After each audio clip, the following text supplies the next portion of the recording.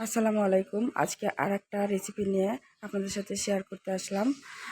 তো আমি কচু শাক ভাজি করব। এর জন্য কচু শাক কেটে ধুয়ে সিদ্ধ করে নিয়েছি এবং চুলায় একটা প্যান বসিয়ে দিয়েছি। এতে কিছু রসুন কুচি দিয়েছি, একটা তেজপাতা এবং কিছু জিরা দিয়ে এগুলো ভালোভাবে ভেজে নেব। এগুলো ভাজা হয়ে গেলে আমি সিদ্ধ করে রাখা শাকগুলো দিয়ে দিয়ে দেব এবং ভালোভাবে ভেজে নেব।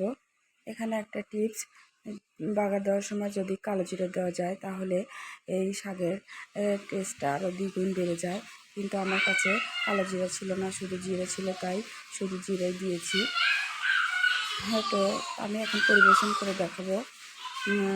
এই শাকের কালারটা দেখেন কি সুন্দর রয়েছে এবং টেস্টটাও অনেক ভালো হয়েছিল।